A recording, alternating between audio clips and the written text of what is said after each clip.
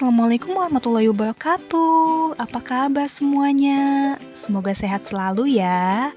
Nah, di pertemuan kali ini kita akan membahas tentang dampak imperialisme dan kolonialisme bangsa Eropa bagi bangsa Indonesia. Dengan kompetensi dasar yaitu 3.3, menganalisis dampak politik, budaya, sosial, ekonomi, dan pendidikan pada masa penjajahan bangsa Eropa dalam kehidupan bangsa Indonesia masa kini. Indikator 3.3.1 yaitu dampak dalam bidang politik pemerintahan dan ekonomi. Dalam bidang politik, kolonialisme dan imperialisme bangsa barat di Indonesia menyebabkan semakin hilangnya kekuasaan politik penguasa Indonesia dan beralih ke tangan Belanda yang melakukan kebijakan yang sangat ketat dan cenderung menindas. Kebijakan pertama yaitu menjalankan politik memecah belah atau divide et impera. Yang kedua, praktik tipu muslihat yang melanggar norma kemanusiaan. Yang ketiga, Inggris dan Belanda melakukan intervensi atau ikut campur dalam masalah istana. Yang keempat, pribumi semakin tergantung pada kekuasaan asing, sehingga penguasa dan rakyat menjadi bawahan penjajah. Yang kelima, perluasan wilayah mengakibatkan semakin sempitnya kekuasaan pribumi.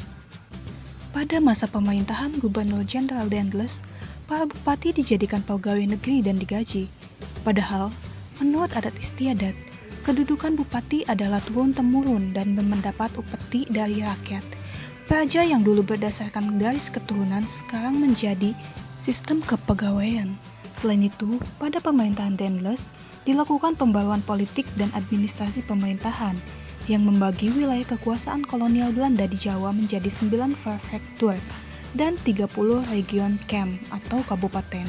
Setiap prefektur dikepalai oleh prefek yang diangkat dari orang Eropa dan setiap region camp atau kabupaten dikepalai oleh regent atau bupati yang digaji dan berasal dari kaum pribumi. Pada masa ini, terdapat dualisme pemerintahan, yaitu pemerintahan Eropa dan pemerintahan pribumi. Pada masa pemerintahan Raffles, terdapat beberapa kebijakan, diantaranya mereformasi sistem pemerintahan. Raffles menggantikan sistem tradisional Jawa yang bersifat patrimonial menuju sistem pemerintahan modern yang rasional. Penguasa pribumi dan masyarakat Jawa yang hidup dalam adat istiadat dan ikatan feodal dipaksa untuk mengikuti sistem pemerintahan dan birokrasi baru. Pulau Jawa dibagi menjadi 16 residenan dan tiap residenan dikepalai oleh residen dan dibantu oleh asisten residen. Hukum yang dulu menggunakan hukum adat diubah menggunakan sistem hukum barat modern.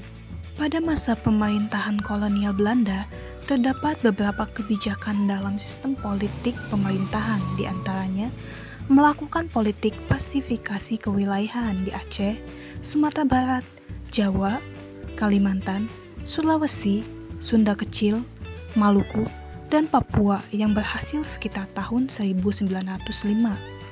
Bersatunya Hindia Belanda dikenal dengan Pax Nederlandica. Setelah proklamasi, wilayah ini menjadi wilayah Kesatuan Republik Indonesia atau NKRI. Penguasa tertinggi dipegang oleh Gubernur Jenderal dan terdapat lembaga Red Fund Indi.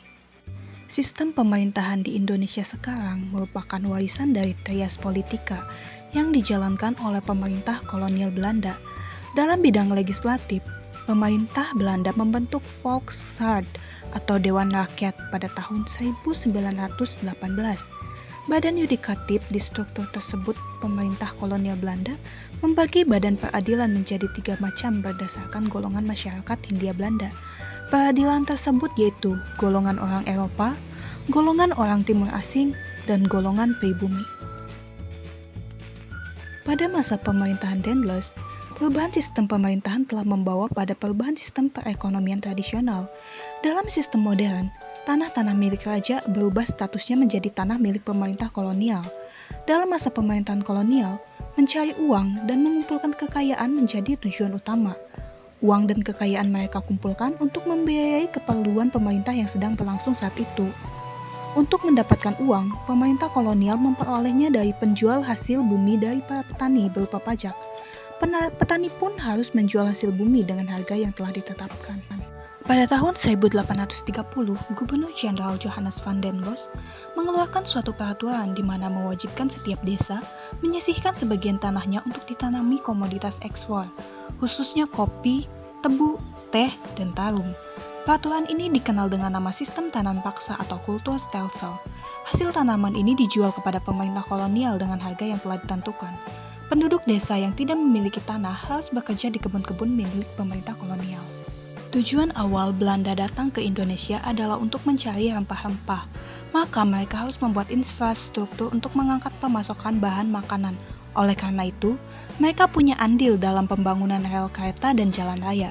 Bahkan, mereka juga membangun waduk dan saluran irigasi. Grand Pausteng atau Jalan Raya Pos yang menghubungkan Anyer sampai Panarukan dibuka pada masa Daendels memerintah Hindia Belanda. Jalan itu dibangun hampir di seluruh Pulau Jawa sebagai sarana pertahanan untuk menghadapi Inggris.